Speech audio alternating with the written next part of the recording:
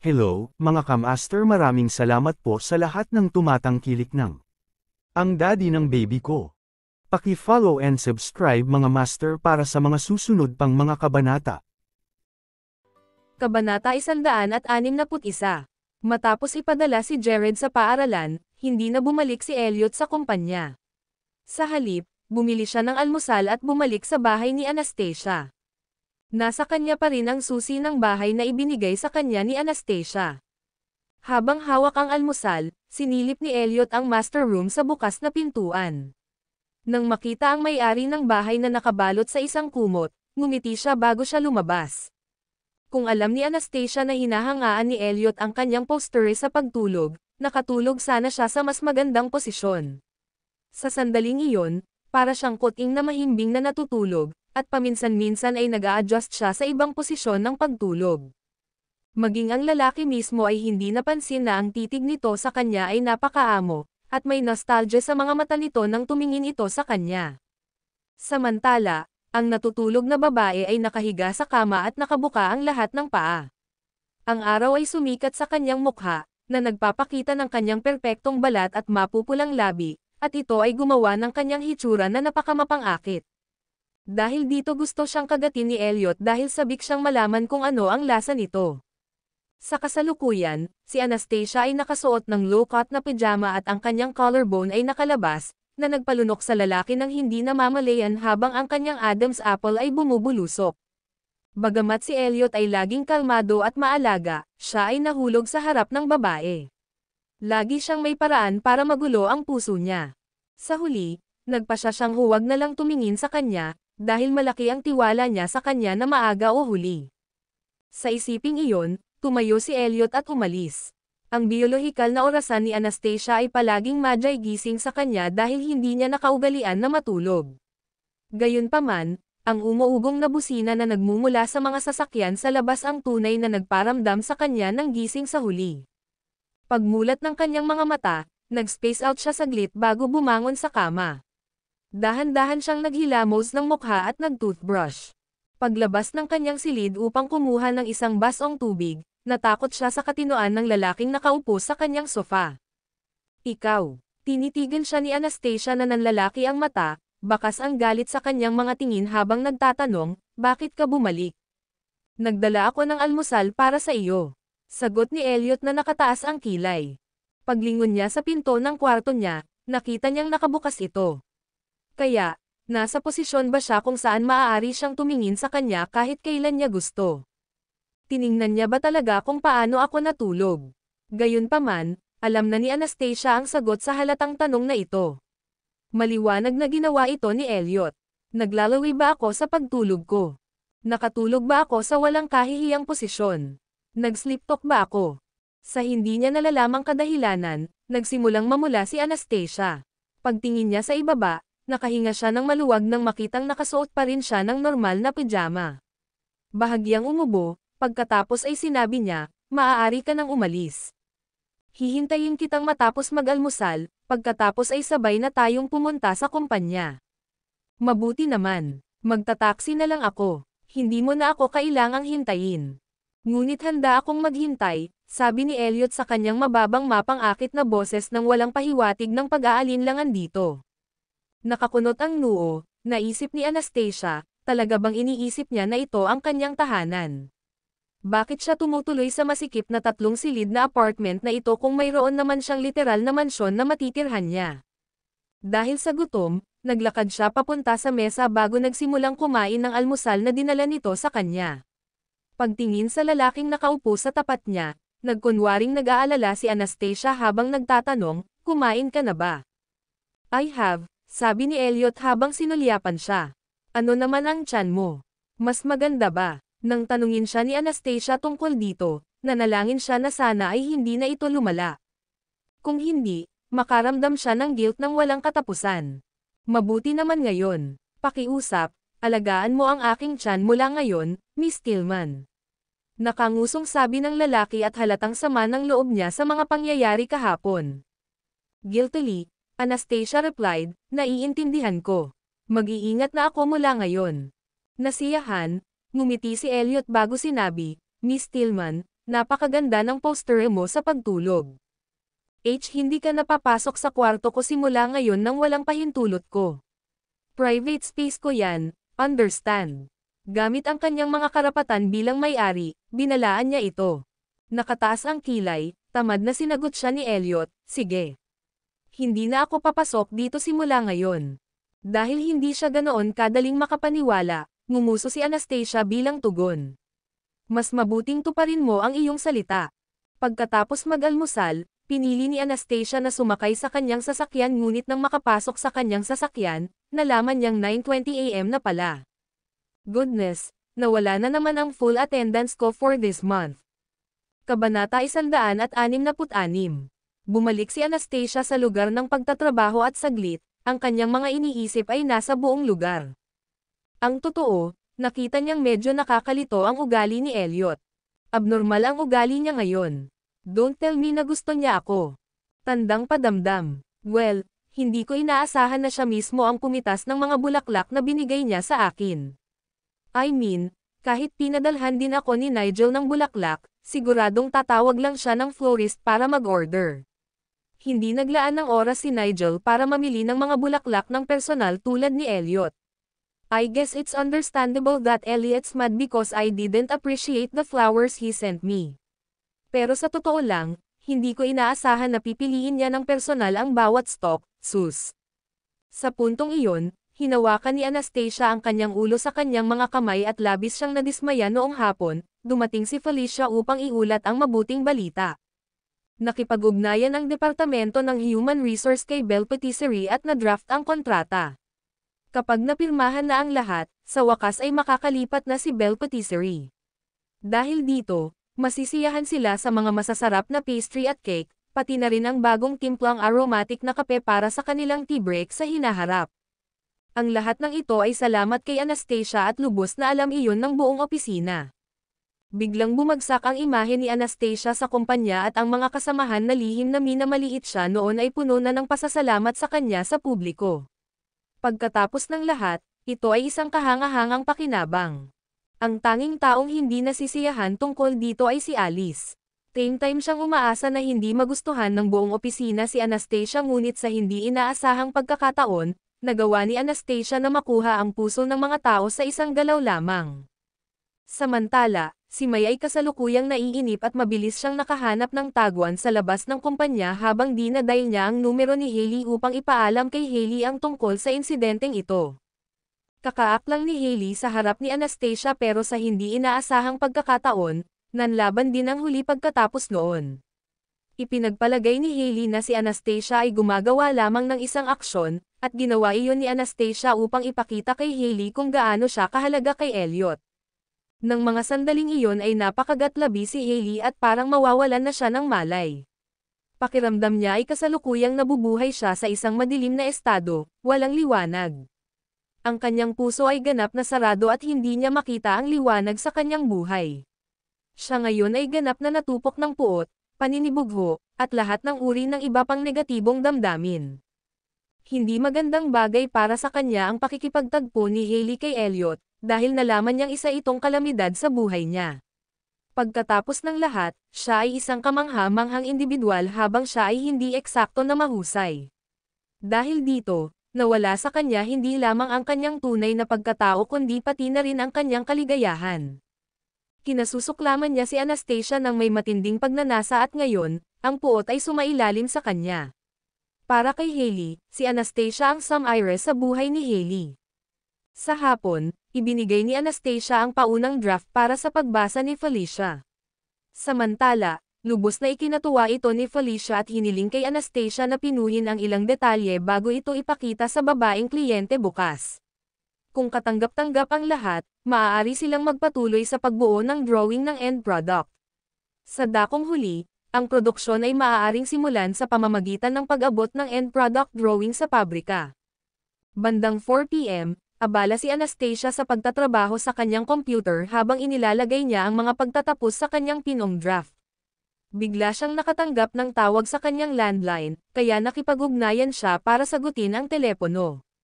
Hello. Pumunta sa underground parking sa loob ng 2 minuto. Umalangaw-ngaw ang mababa at malinaw na boses ng isang lalaki. Biglang hinablot ni Anastasia ang kanyang cellphone para tingnan ang oras at napabuntong hininga siya. Masyado siyang abala sa trabaho hanggang sa halos nakalimutan na niya na kailangan niyang puntahan si Jared. Okay, pupunta ako kaagad, agad na tugon ni Anastasia. Pagkatapos, kinuha niya ang kanyang mga gamit at pinatay ang computer bago lumabas ng pinto. Sa underground parking lot, nakita ni Anastasia ang kotse na nakabukas na, kaya binuksan niya ang pinto sa front passenger seat at pumasok sa kotse. Habang kinakabit niya ang kanyang seatbelt, nag-aalala siyang bamulong, bilisan mo at umalis ka. Mail late na tayo. Samantala, bahagyang hindi nakaimik si Elliot. Sa bagay, kung hindi dahil sa paalala niya, tuluyan na niyang nakalimutan na kailangan niyang sunduin si Jared.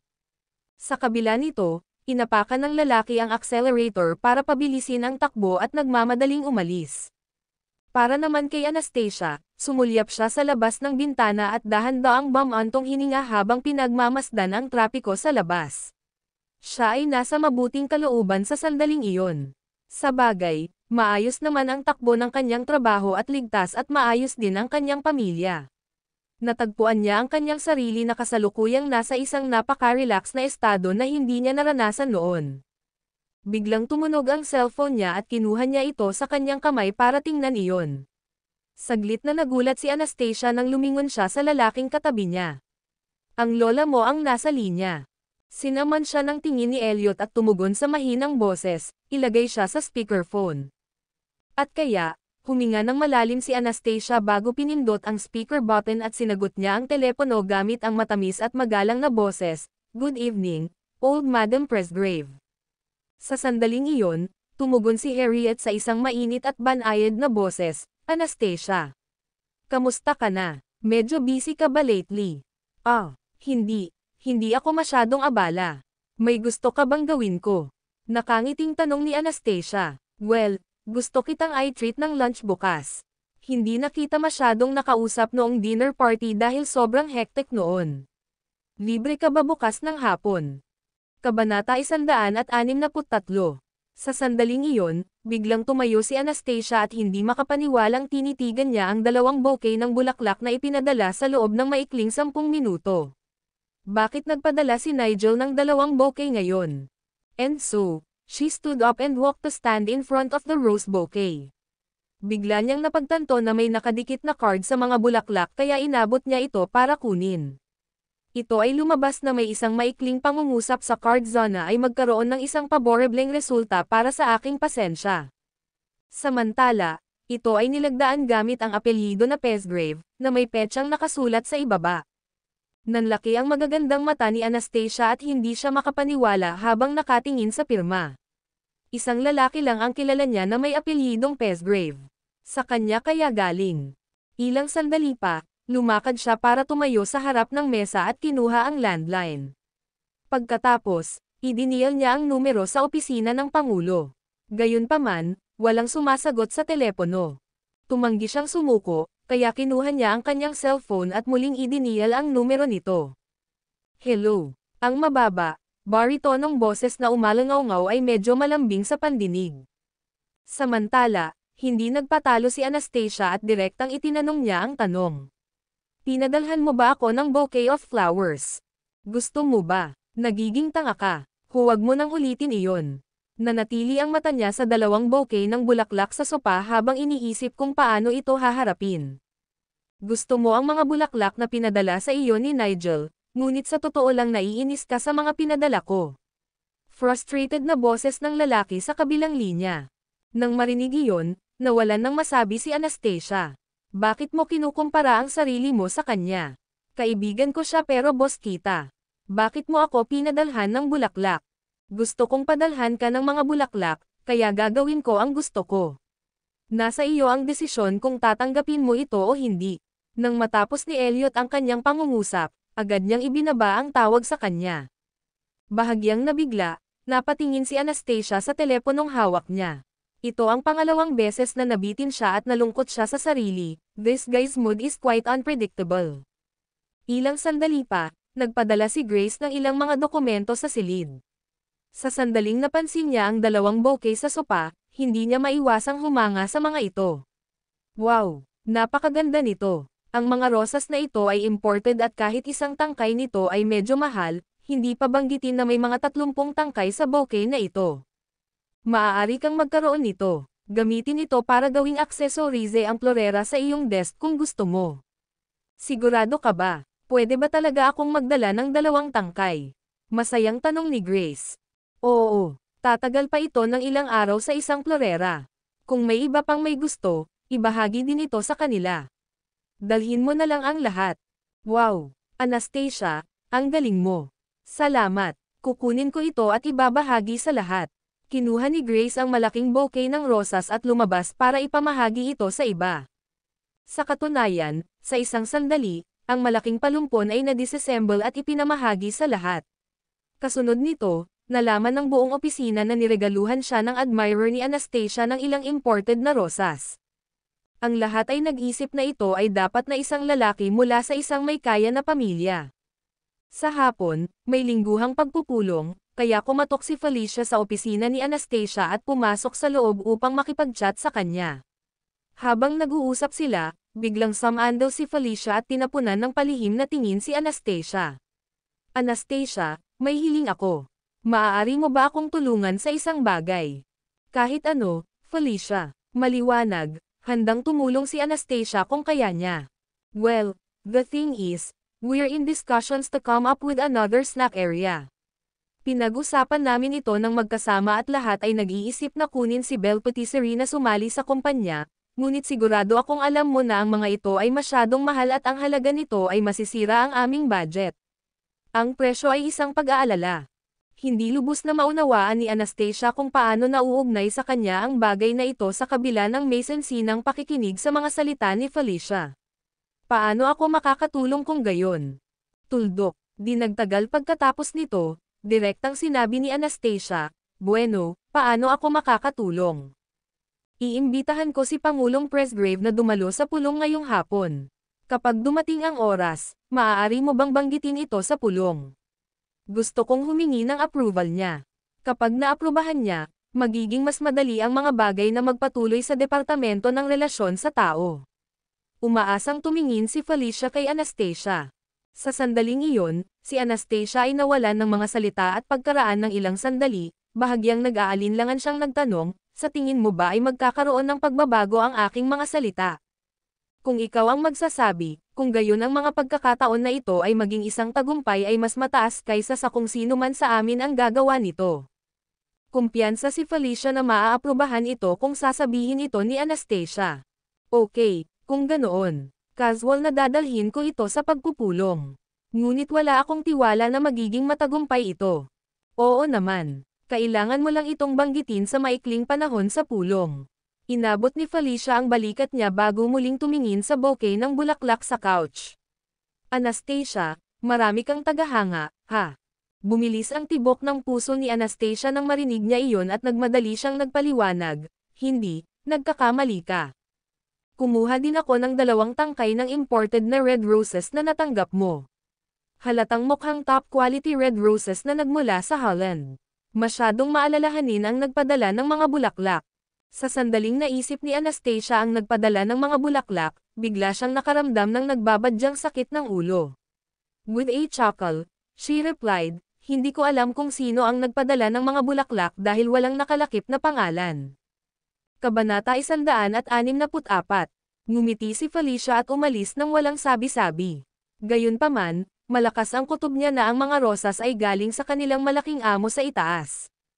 Ang pagpupulong ay naka-schedule sa 2:30 PM at nagpadala ng email si Felicia sa mailbox ni Elliot upang ipaalam sa kanya. Nasa kanya na kung pupunta siya o hindi, pero umaasa si Felicia na dadalo siya rito. Pagkatapos ng lahat, ang panukala para sa lugar ng merienda ay matagal nang nakahold, kaya marami sa kanilang mga tauhan ang talagang inaabangan iyon. Sa sandaling matanggap ni Anastasia ang paalala ni Grace tungkol sa paparating na pagpupulong, mabilis niyang inayos ang mga draft na kanyang ginagawa at dinala ang kanyang cellphone habang patungo siya sa direksyon ng meeting room. Samantala, napagtanto ni Anastasia sa paglalakad na ang lahat sa silid ng pagpupulong ay tila nakikipag-usap sa kanya sa isang napakakaaya-ayang paraan. Miss Tillman, salamat sa mga rosas. Nabalitaan ko na nagkakahalaga ng hindi bababa sa 200 upang makabili ng isang tangkay niyan. Oo, ang rosas ay maaaring tumagal ng hindi bababa sa 15 araw. Napakatagal ng panahon ng pamumulaklak. Sa sandaling iyon, bahagyang ngumiti si Anastasia bago hinayla ang isang upuan para maupo. Biglang natuon ang atensyon ng lahat sa likuran niya. Eksaktong dumating si Elliot sa tuldok. Mabilis na ibinaling ni Anastasia ang kanyang ulo upang sumulyap sa kanya bago mabilis na inilipat ang kanyang mga mata sa ibang direksyon. Sinadya niyang lumayo sa kanya sa opisina dahil gusto niyang iwasang masangkot sa anumang chismis sa kanya. Sige. Tama na ang Saturday, guys. Oras na para simulan ang meeting. Inutusan ni Felicia ang kanyang mga nasasakupan na itigil ang kanilang pag-uusap. Una, gumawa si Felicia ng ilang anunsyo tungkol sa ilang trabaho at pagkatapos ay iniulat din niya ang sitwasyon kamakailan sa mga pagsusumit ng maneskrito. Sinabi rin niya ang tungkol sa sitwasyon sa pagsusuri sa merkado na nalaman niya. Lahat ng samantala, si Anastasia ay umupo sa tabi ni Elliot at ang kanyang mga iniisip ay tumakbo ng ligaw habang siya ay nakaupo doon. Halimbawa, naalala niya ang pangyayari sa kanyang gastritis kagabi at ang halik na pinagsaluhan nila sa kanyang kama. At saka, naisip din niya ang mga bulaklak kaninang umaga.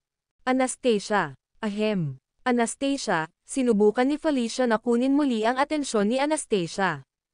Agad na natauhan si Anastasia at inangat ang ulo para sulyapan si Felicia na may bahagyang nalilitong tingin. Noon pa lang ay medyo inis na si Alice na nakaupo sa tapat ng Anastasia, kaya sinamantala ng una ang pagkakataon na maghatid ng masakit na pahayag. Miss Tillman, mukhang abala ka sa tuwing may meeting tayo. Ito ay medyo walang galang sa iyo.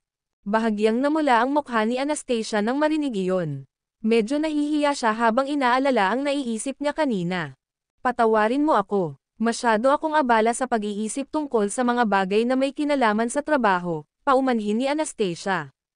Noon, lahat ng tao sa meeting room ay napalingon kay Elliot, na nakaupo sa tabi niya, at bawat isa sa kanila ay nagtataka kung ano ang magiging reaksyon niya kapag nalaman niyang nagde-daydream ang kanyang staff habang may meeting.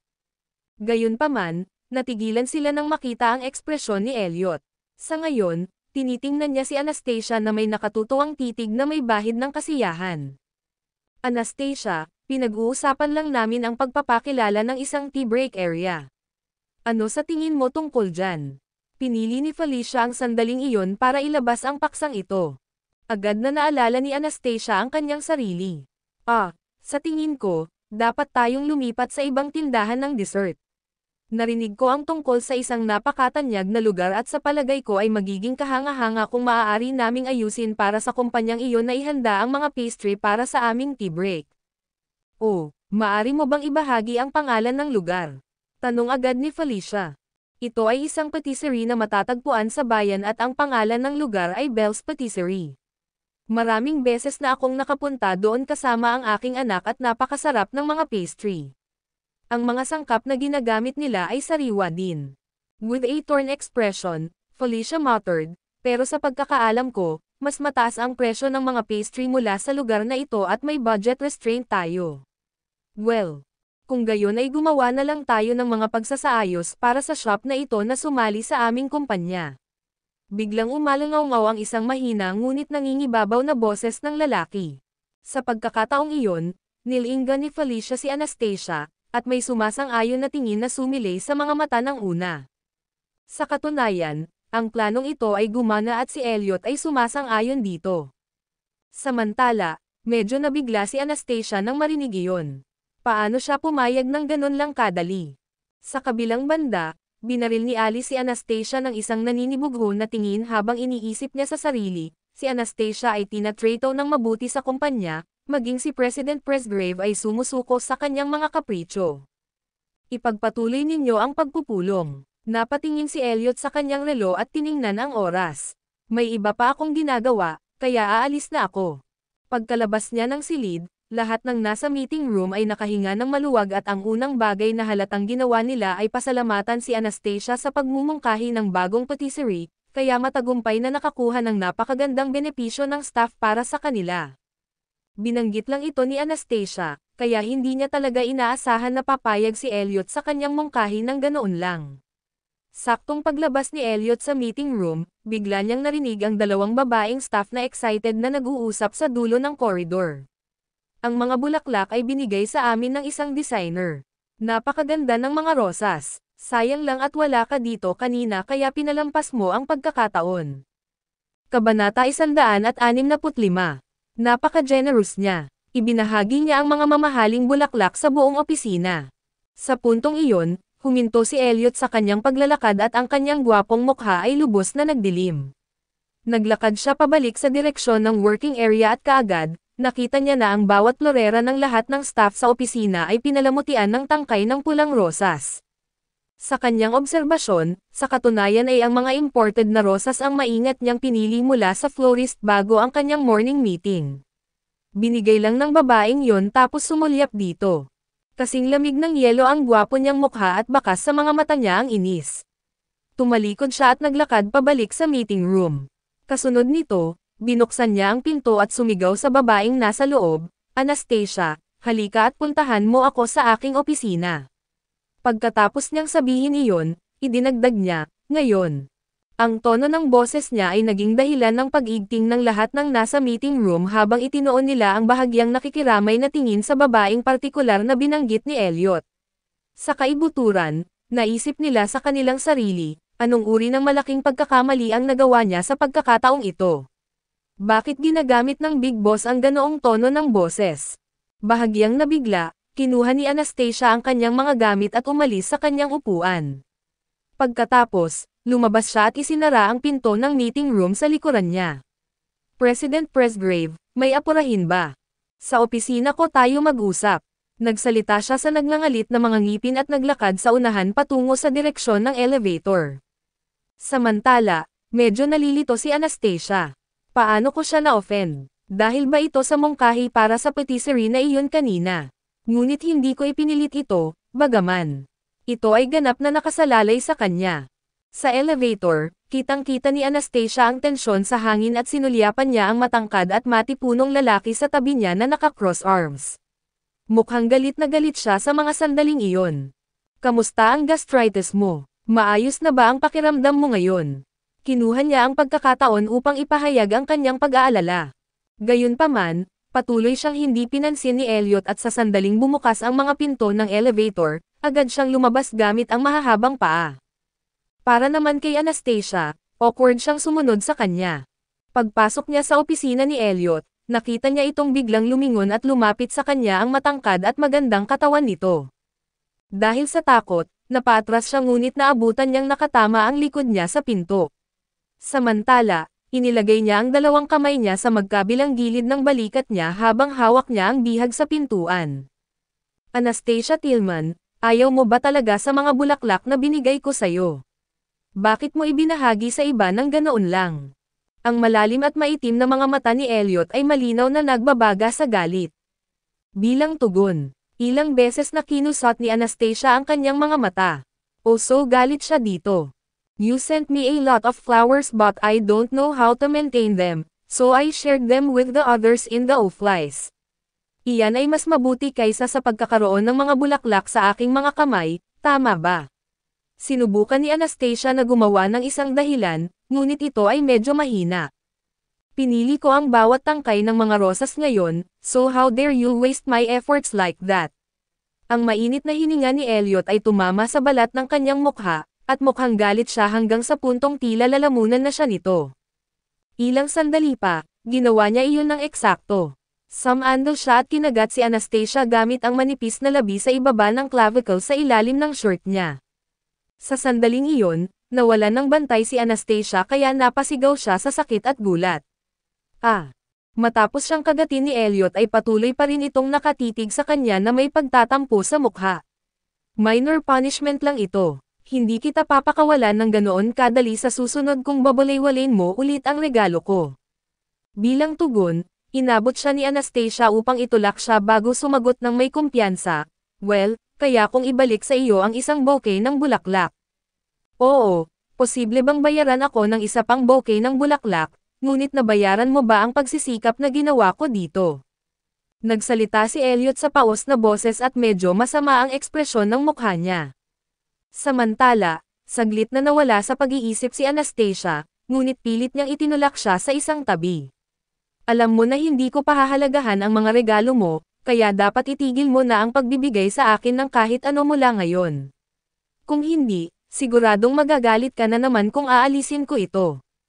Biglang napaatras si Elliot ng 2 hakbang at patuloy itong nakatitig sa kanya gamit ang malalim at maitim nitong mga mata. Nakakunot ang kanyang noo at parang nasaktan ang kanyang damdamin. Nagtama ang mga mata ni Anastasia at bigla niyang napagtanto na ang kanyang mga salita ay masyadong masakit. Sa sandaling iyon, humingi siya ng tawad sa kanya. I'm sorry. Humihingi ako ng paumanhin kung ang aking mga salita ay nakasakit sa iyong damdamin. Agad na nawala ang lamig sa mga mata ni Elliot at tila may kislap ng init na sumilay. Gayunpaman, pinanatili niya ang isang mahirap na tono ng boses habang iniuutos niya, Anastasia, ayaw kong itapon muli ang aking mga pagsisikap na parang basura. Bahagyang natigilan, binuksan ni Anastasia ang pinto at sumagot lang, kung gayon, mas mabuting huwag mo akong padalhan ng anumang regalo. Pipiliin ko pa ring itabi ang anumang ibibigay mo sa akin. Sa pagkakataong iyon, nakatayo ang lalaking naiwan sa opisina na may bagsak na tingin sa gwapong mukha. Nanatili siyang tahimik saglit bago lumakad para tumayo sa harap ng mga bintana. Ang kanyang paaba at strapping figure ay naglabas ng kalungkutan habang siya ay nababaon sa ilalim ng liwanag ng dapit hapon mula sa labas. Kabanata 166. Bumalik si Anastasia sa lugar ng pagtatrabaho at saglit, ang kanyang mga iniisip ay nasa buong lugar. Ang totoo, nakita niyang medyo nakakalito ang ugali ni Elliot. Abnormal ang ugali niya ngayon. Don't tell me na gusto niya ako. Tandang padamdam. Well, hindi ko inaasahan na siya mismo ang pumitas ng mga bulaklak na binigay niya sa akin. I mean, kahit pinadalhan din ako ni Nigel ng bulaklak, siguradong tatawag lang siya ng florist para mag-order. Hindi naglaan ng oras si Nigel para mamili ng mga bulaklak ng personal tulad ni Elliot. I guess it's understandable that Elliot's mad because I didn't appreciate the flowers he sent me. Pero sa totoo lang, hindi ko inaasahan na pipiliin niya ng personal ang bawat stock, sus. Sa puntong iyon, hinawakan ni Anastasia ang kanyang ulo sa kanyang mga kamay at labis siyang nadismaya noong hapon, dumating si Felicia upang iulat ang mabuting balita. Nakipag-ugnayan ang Departamento ng Human Resource kay Belle Patisserie at na-draft ang kontrata. Kapag napirmahan na ang lahat, sa wakas ay makakalipat na si Belle Patisserie. Dahil dito, masisiyahan sila sa mga masasarap na pastry at cake, pati na rin ang bagong timplang aromatic na kape para sa kanilang tea break sa hinaharap. Ang lahat ng ito ay salamat kay Anastasia at lubos na alam iyon ng buong opisina. Biglang bumagsak ang imahe ni Anastasia sa kumpanya at ang mga kasamahan na lihim na minamaliit siya noon ay puno na ng pasasalamat sa kanya sa publiko.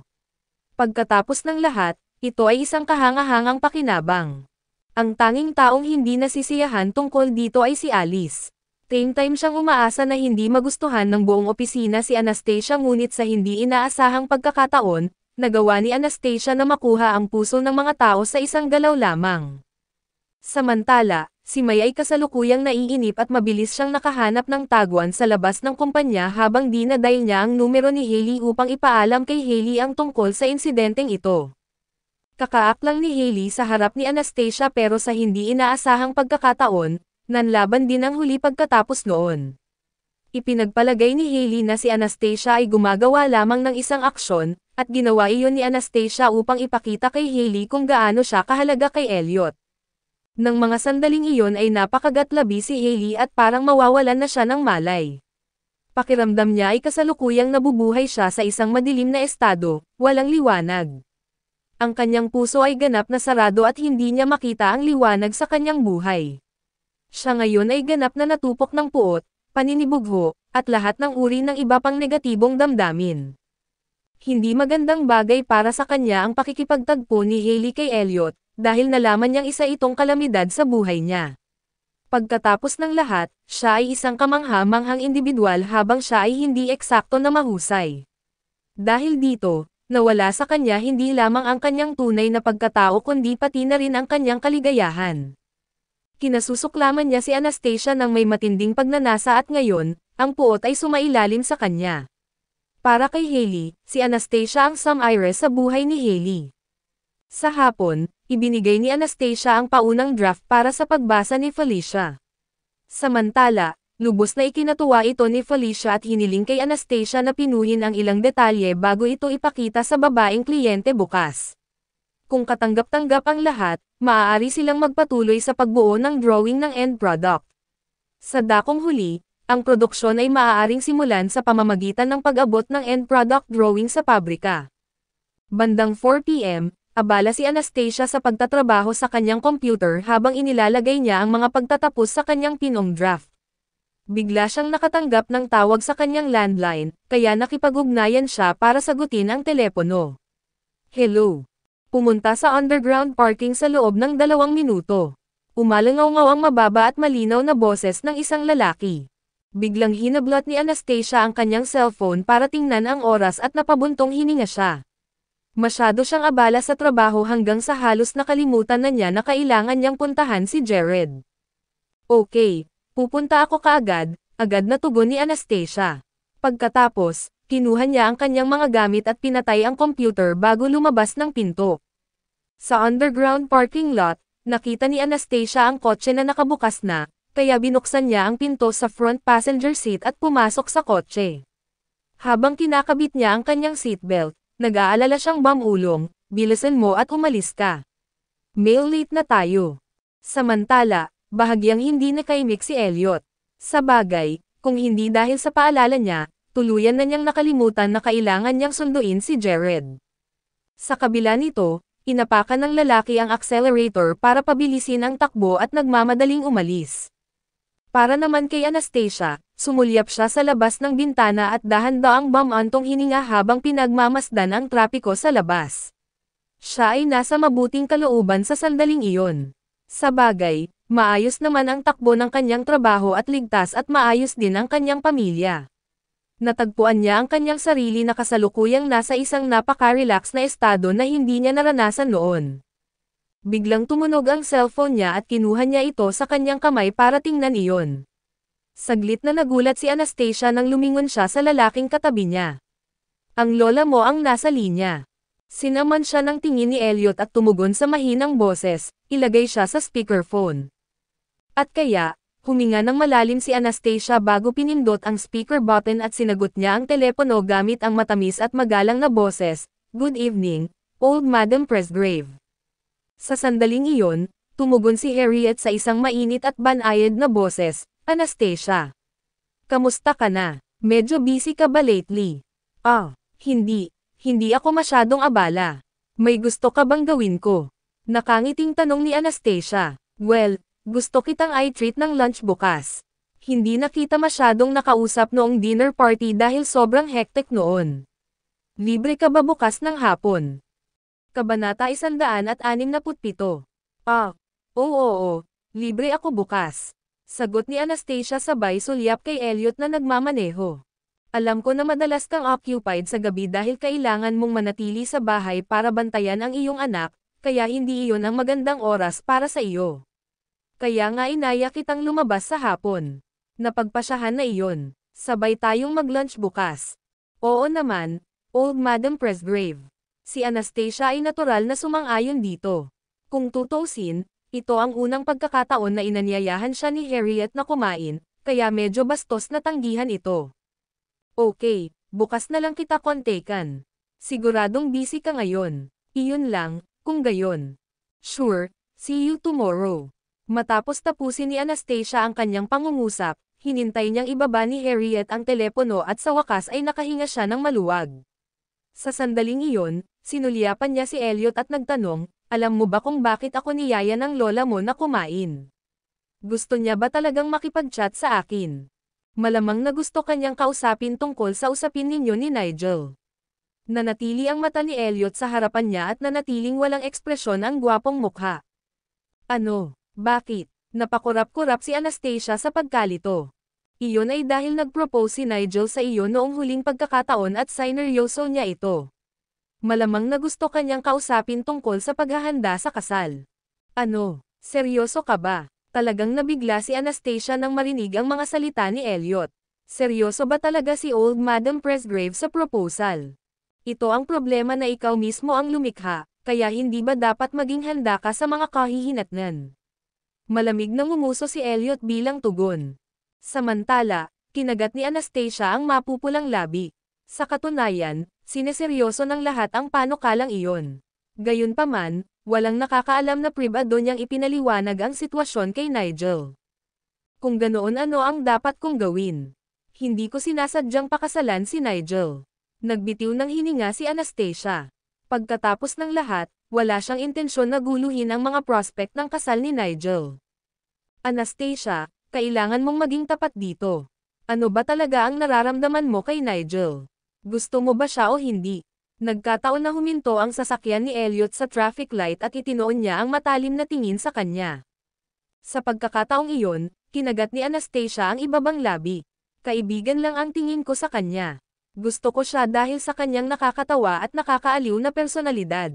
Gusto ko rin ang paraan ng kanyang pagpapanatili ng isang walang malasakit at nakaka-relax na pamumuhay, ngunit hindi ko naisip na pakasalan siya.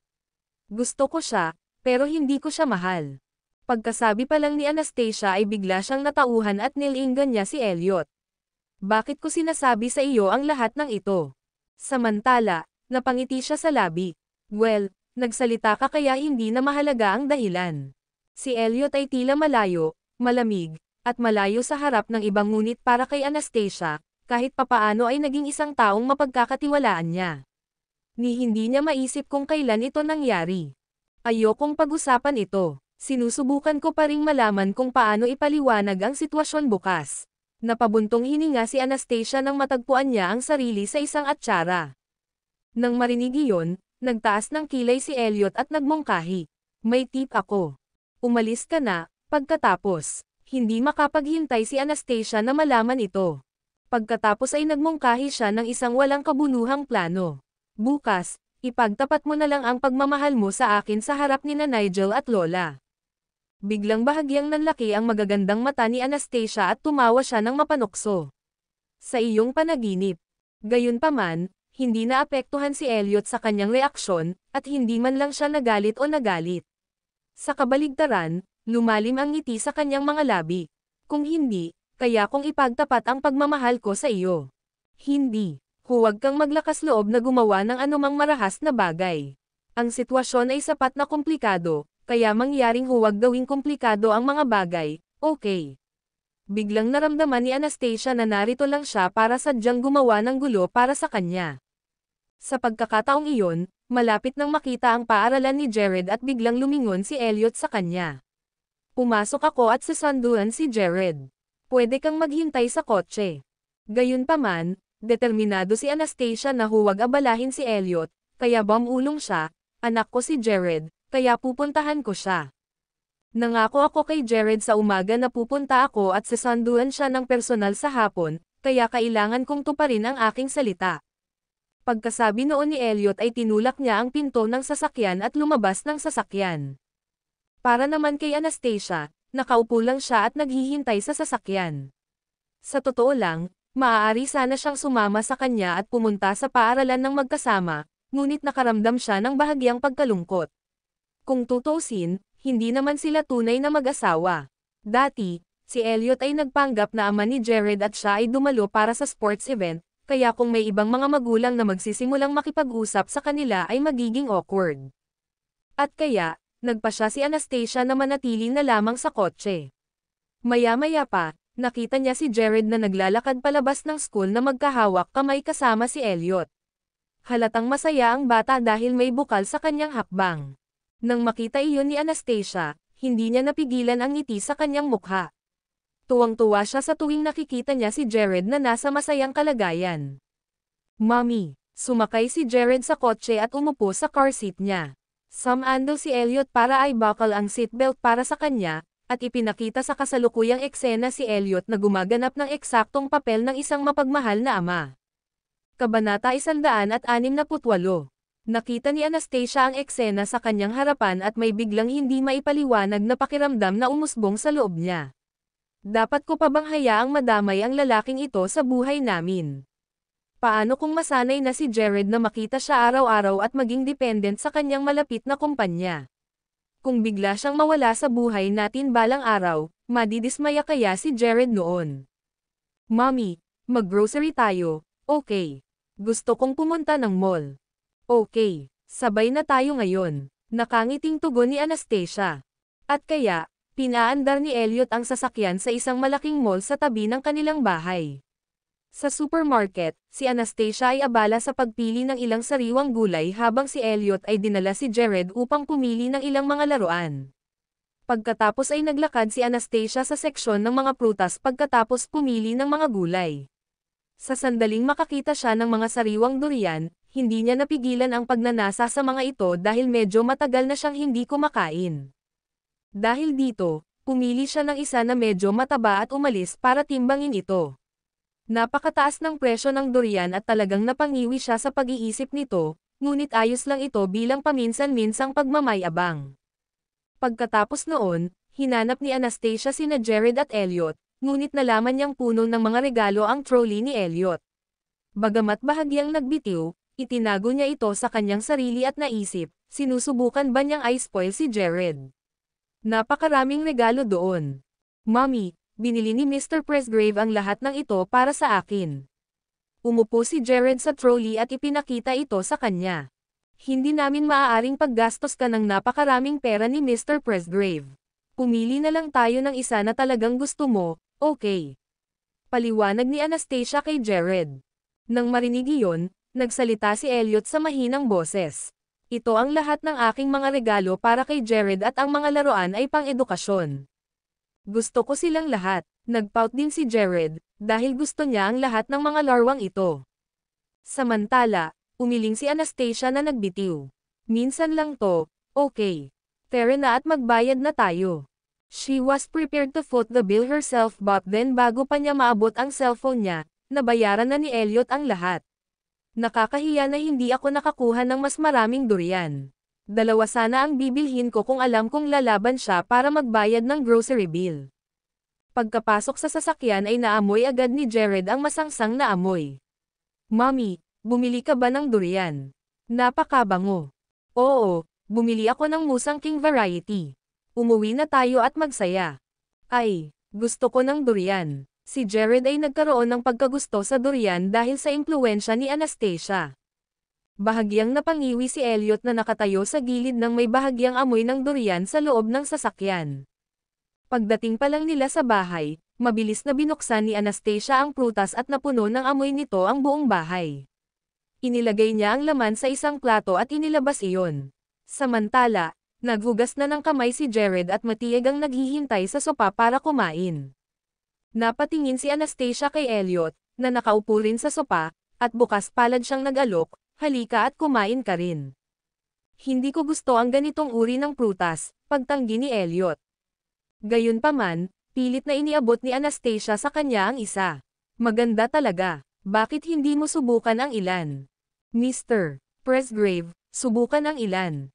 Napakaganda talaga. Nasa kamay ni Jared ang isa at nagsalita siya habang nilalamas iyon. Kung sino man ang nagmungkahi kay Elliot na subukan ang ilan, tiyak na tatanggihan niya ang mga ito ngunit dahil sina Anastasia at Jared iyon, at malakas ang impluwensya nila kay Elliot, nalampasan niya ang kanyang pagkasuklam at inabot ang isang maliit na piraso bago binuksan ang kanyang bahagyang bibig upang matikman ito. Ang lasa nito ay nakakagulat na mas masarap kaysa sa kanyang inaakala at habang tinikman niya ito ng mabuti, ang mayaman ngunit hindi nakakulay na lasa nito ay pumuno sa kanyang panlasa. Natagpuan niya ang kanyang sarili na hindi mapaglabanan ang creamy texture ng prutas at ang kanyang unang pagtutol ay lumabas sa bintana. Inangat niya ang ulo niya at tumango kay Anastasia. Ito ay talagang mabuti. Nakita mo, sabi ko sa'yo masarap eh. Sa hindi maipaliwanag, biglang naramdaman ni Anastasia ang isang pakiramdam ng tagumpay. Nakaramdam siya ng kasiyahan nang mapilitan si Elliot na subukan ang durian. Meron pa ba sa kusina? Yan lang ba ang binili mo? Malinaw na ipinahayag ni Elliot na hindi ito sapat. Bilang tugon, kinusat ni Anastasia ang kanyang mga mata. Napakamahal ng musang king variety. Isa sa mga ito ay medyo splurge na. Pinangarap ko ang araw na sa wakas ay makakamit ko ang kalayaan ng pagkakaroon ng durian kahit kailan ko gusto. Madali kong mapagbigyan ang iyong kahilingan, komento ni Elliot na may singkit na mga mata. Maaari kitang ibigay sa iyo ng maraming durian hanggat gusto mo hanggang sa puntong maaari kang magkasakit. Ayos lang. Maaari akong kumita ng higit pa at bilhin ito para sa aking sarili. Pagkatapos sabihin iyon ni Anastasia, tumingin siya sa orasan at binanggit, maghahanda ako ng hapunan ngayon. Bantayan mo si Jared para sa akin. Kasunod nito, si Anastasia ay nagtungo sa kusina habang si Elliot ay sumama kay Jared sa lugar ng laruan upang i-unbox ang mga bagong laruan. Samantala, ang mga mata ni Elliot ay kumikinang na may mapagmahal na ekspresyon habang pinagmamasdan si Jared na masayang nag-unbox ng kanyang mga bagong laruan. Sa sandaling iyon, naramdaman ni Elliot na siya ang tunay na ama ni Jared. Kabanata 169. Naisip ni Elliot sa kanyang sarili, kung papayag siya, taos puso kong nais na alagaan siya at si Jared magpakailanman. Wala akong pakialam na wala akong sariling anak sa buhay na ito. Sa sandaling iyon, si Anastasia ay abala sa paghiwa ng ilang mga gulay, ngunit siya ay pabaya at naghiwa ng sarili. Napangiwi siya sa sakit na nararamdaman niya at malapit na siyang maiyak. Maging ang mga gulay ay nabahiran ng mga patak ng matingkad na pulang dugo at ito ay isang nakakatakot na eksena. Noon lang niya napagtanto na medyo malalim na hiwa ang kanyang dinanas. Agad niyang inilagay ang kanyang daliri sa ilalim ng umaagos na tubig. Habang tinitingnan niya ang dugong tumutulo pa mula sa kanyang sugat, bigla niyang naalala na mayroon pala siyang first aid kit, kaya kumuha siya ng kitchen towel at ibinalot sa daliri niya bago lumabas ng kusina. Pagkatapos ay bumaling siya kay Elliot, na kasalukuyang nakasquatting sa lupa, at nagtanong, President Presgrave, pwede mo ba akong tulungang makuha ang first aid kit? Pinutol ko lang ang sarili ko. Sa sandaling sinabi niya iyon, si Jared sa una ay abala sa kanyang mga regalo at si Elliot, na nasa tabi ni Jared, ay agad na sumugod sa kanya. Nag-aalalang nagtanong si Elliot, nasaan ang first aid kit? Nasa ilalim ng aparador. Mommy, tingnan ko. Napakaraming dugo. Galit na galit si Jared habang sumisigaw, Mr. Presgrave, bilisan mo at tulungan mo si Mommy. Binuksan ni Elliot ang first aid kit at kinuha ang crepe bandage mula sa kahon. Pagkatapos, tinanggal ni Anastasia ang tuwalya na nakabalot sa kanyang sugat, na naging dahilan upang malantad sa hangin ang hiwa. Nagtamo siya ng hiwa sa kaliwang hintuturo sa bahaging kumukonekta sa kanyang kuko, kaya maraming daluyan ng dugo doon. Malamang na tumagal ng ilang oras upang matigil ang pagdurugo. Bakit naging clumsy ka? Puno ng pag-aalala ang ekspresyon ni Elliot at may bahagyang sakit na tingin sa kanyang mga mata. Ayos lang. Normal lang na maputol ang daliri para sa isang sanay sa pagluluto. Si Anastasia ay medyo kalmado dahil ito ay isang maliit na bagay para sa kanya. Gayunpaman, ang kanyang mga salita ay naging sanhi ng tibok ng puso ni Elliot. Ibig sabihin marami na siyang past experiences sa pagputol sa sarili. Sa puntong iyon, naisip ni Elliot na pinalaki niya si Jared ng mag-isa sa ibang bansa nang walang suporta at nagtaka siya, paano niya nalampasan iyon ng mag-isa. Tsaka napakabata pa ni Jared noon. Kaagad, napunta sa isip ni Elliot ang kanyang pinsan na si Nigel. Ipinaliliwanag nito kung bakit napakalapit niya kay Nigel. Dapat kasi ay marami siyang naibigay na tulong sa loob ng 2 taon noong nasa ibang bansa siya. Dahil dito, itinuring niya si Nigel bilang isang kaibigan na malapit sa kanyang pamilya, ngunit hindi niya ito mahal. Noong nasa ibang bansa ka, tinulungan ka ba ni Nigel sa maraming paraan? Tumingin sa kanya si Elliot at nagtanong bilang tugon, tumanggo si Anastasia. Oo, ginawa niya. Dahil doon, huminga ng malalim si Elliot. Bakit hindi ako naglaan ng oras para makilala siya ng mas maaga? Itinoon niya ang kanyang mga pagsisikap sa pagtulong kay Francis at ipinalagay niya na ang lahat sa pamilya Tillman ay malinaw na magkakaroon ng magandang buhay kung si Francis ay nasa mabuting kalagayan. Gayunpaman, natuklasan ng mga kamakailang pagsisiyasat ni Elliot na umalis siya sa pamilya Tillman ilang taon na ang nakalipas at pinalaki ang kanyang anak ng mag-isa sa ibang bansa. Halos hindi siya nakikipag-ugnayan kay Francis, ngunit hindi pa nalaman ni Elliot ang eksaktong dahilan nito.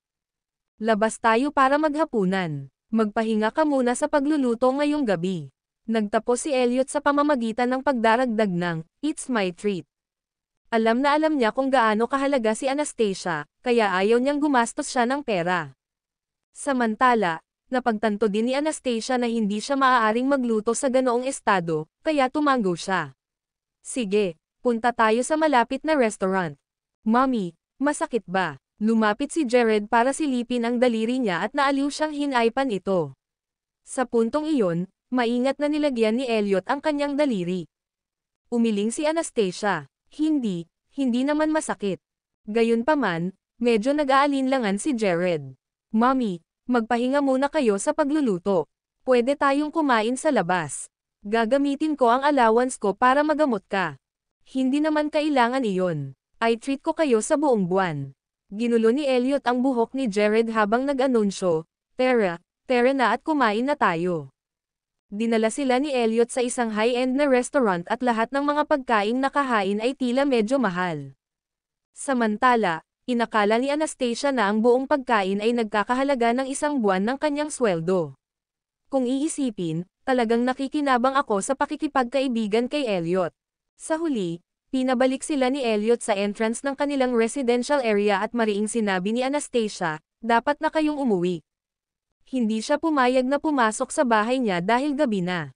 Gayunpaman, medyo nag-aalala si Elliot, kaya bumulong siya, "Tawagan ako kaagad kung may anumang mga isyu."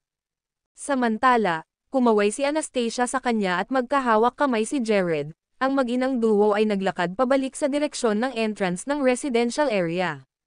Nanatili roon si Elliot at pinanood silang maglakad papasok bago magmaneho. "Mommy, napakabait sa amin ni Mr. Presgrave. Sabi ni Lolo, pakasalan mo daw ang maganda ang pakikitungo sa amin."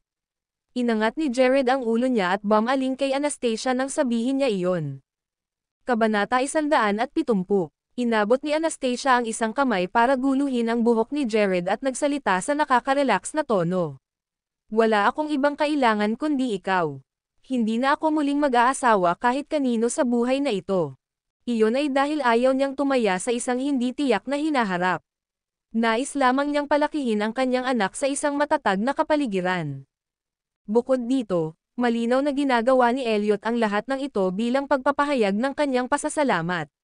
Dahil dito, ang gayong relasyon ay kasing babasagin ng isang maliit na bula at maaari itong masira anumang oras. Si Anastasia ay hindi na isang batang babae, kaya siya ay lubos na may kamalayan sa kung ano ang nangyayari. Hindi siya madaling maapektuhan dahil lang sa isang taong mabait sa kanya, at tiyak na hindi niya isasakripisyo ang lahat ng kanyang sarili dahil sa naantig sa kabaitan ng ibang tao. Siya ngayon ay isang napaka-level-headed at lohikal na tao. Kinaumagahan, tinulungan ni Anastasia si Jared na ilagay ang kanyang mga gamit sa kanyang school bag at lalabas na sana ng bahay nang tumunog ang doorbell. Tumingin siya sa peephole at agad siyang natigilan. Bakit siya nandito? Samantala, binuksan niya ang pinto upang makita si Elliot na nakatayo sa labas. Siya ay nakasuot ng walang kamali-mali sa isang suit at siya ay mukhang eksaktong isang elitista na nakatayo doon. "Mr. Presgrave." Masayang kumapit si Jared sa hita ni Elliot. "Bakit ka nandito?" "Pumunta ako para ipadala ka sa paaralan at ipadala ang iyong mommy sa trabaho." "Mr. Presgrave, napakabait mong tao." Panatilihin ni Jared ang kanyang mga mata kay Elliot nang hindi kumukurap at ang ekspresyon ng bata ay medyo mapagmahal. Sa sandaling iyon, itinoon ni Elliot ang kanyang tingin kay Anastasia na may pag-asang magiging katulad din siya ni Jared. Gayunpaman, medyo nahihiya siyang abalahin siya. "Hindi mo na kailangang gawin ito sa susunod. I don't want to take up too much of your precious time," mungkahi ni Anastasia. "I'm happy to spend my time any way I prefer," napangiti si Elliot at sumagot. Kasunod nito, tumingkayad siya at inakbayan si Jared bago tumalikod para tumungo sa elevator. Samantala, bahagyang natahimik si Anastasia. Talagang ayaw niyang mag-aksaya ng oras ng lalaki, dahil kadalasan ay mayroon itong mga negosyo na umaabot sa hanay ng bilyon-bilyon. Matapos ihatid si Jared sa paaralan, biglang naalala ni Anastasia na may lunch date sila ni Harriet sa hapon, kaya napalingon siya kay Elliot. "Dadalo ka ba sa lunch appointment mamayang hapon?" "Hindi ako inimbitahan ng lola ko." Bahagyang nalungkot din si Elliot habang hinihintay niya ang buong magdamag na tawag sa telepono ni Harriet, ngunit wala itong kabuluhan. Evidently, hindi siya kasama sa lunch date. Kinagat ni Anastasia ang kanyang mga labi bilang tugon. Okay, kung ganoon, I'll try my best para ipaliwanag sa kanya ang sitwasyon. Pinaandar ni Elliot ang kanyang sasakyan papunta sa underground parking lot at sinubukan ni Anastasia na mabilis na tumakbo dahil gusto niyang iwasang pumasok sa elevator kasabay niya. Gayunpaman, tumanggi si Elliot na payagan siya at sinadya niyang humakbang sa likuran niya gamit ang mahahabang binti. Nang papasok na siya sa elevator, biglang pinindot ni Anastasia ang button para isara ang pinto habang sumisigaw sa kanya, na nasa labas pa rin, kunin mo na ang susunod. Sa kasamaang palad, iniunat nito ang kanyang kamay. Sa sandaling naramdaman ng mga sensor sa pinto ang paggalaw, agad itong bumukas at matikas na pumasok si Elliot sa elevator. Samantala, inilagay ni Anastasia ang palad sa noo at lumapit sa sulok ng elevator. Kahit na siya ay nasa parehong elevator, determinado siyang tumayo ng malayo sa kanya hanggat maaari. Sa katunayan, mayroong isang malaking grupo ng mga tauhan na naghihintay na pumasok sa elevator sa lobby. Gayunpaman, sa sandaling bumukas ang mga pinto ng elevator, biglang huminto sa kanilang landas ang nag-aalalang grupo ng mga tao sa labas. Wala ni isa sa kanila ang nangahas na humakbang papasok sa elevator dahil nakatayo doon si Elliot. President Presgrave, maaari kang magpatuloy. Kukunin natin ang susunod. Bawat isa sa kanila ay nakasimangot na may mga ngiti sa kanilang mga labi. Maya-maya pa ay bumukas ang pinto ng elevator. Samantala, intensyon ni Anastasia na handgun ang strapong at kaakit-akit na figure ni Elliot habang iniisip niya, siya ay may perpektong figure na kahit isang modelo ay hindi makakalaban sa kanya. Ang mga damit sa kanya ay perpektong hinulma sa kanyang katawan at siya ay may perpektong figure na nagpahusay sa anumang damit na kanyang isinusuot. Napaka-perpekto ng figure ni Elliot na mukhang slim sa anumang shirt na isuot niya ngunit nang habulin niya ang kanyang shirt, napuno siya sa lahat ng tamang lugar. Nakarating sila sa Department of Design at mabilis na dumaan si Anastasia sa lalaki para lumabas ng elevator. Gayunpaman, sa sandaling iyon, inabot ni Elliot at biglang hinawakan ang kamay niya saglit. Dahil sa gulat, nanginginig si Anastasia at mabilis niyang binitawan ang kamay nito habang tumatakas sa elevator. At the same time, she scanned her surroundings guiltily. Hindi niya napigilan ang sarili sa pamumula. Nakakainis. Dumating siya sa kanyang pinagtatrabahuan at agad na itinoon ang kanyang pagsisikap sa kanyang trabaho. Bagamat nasaktan niya ang kanyang daliri, kaya lang niya itong tiisin at gumana sa isang nasugatan na daliri. Sa kabutihang palad, kaya niyang patakbuhin ang lahat sa pamamagitan ng paggamit ng computer, kaya mas pinadali nito ang mga bagay para sa kanya. Sa wakas ay nakagawa na siya ng finishing touches sa draft para sa pares ng mga kwintas at medyo perpekto ito sa kanyang paningin, kaya ipinadala niya ito kay Felicia para makontak niya ang customer. Pagkatapos ng lahat, ito ay isang mahalagang kinomisyon na piraso, kaya si Felicia ay kasama rin dito. Bandang 10:00 ng umaga, biglang tumunog ang cellphone ni Anastasia at inabot niya ito para sagutin ang tawag sa telepono. Hello, sino ang nasa linya? Hi, si Miss Anastasia Tillman ba ito? Tumatawag ako mula sa tindahan ng prutas. May isang customer na nag-order ng isang truck ng musang king durian para sa iyo. Saan mo gustong ihatid ko? Ano? Isang truck. Ilan kaya iyon? Mayroong mga 200 sa kanila. Sa puntong iyon, halos atakihin sa puso si Anastasia.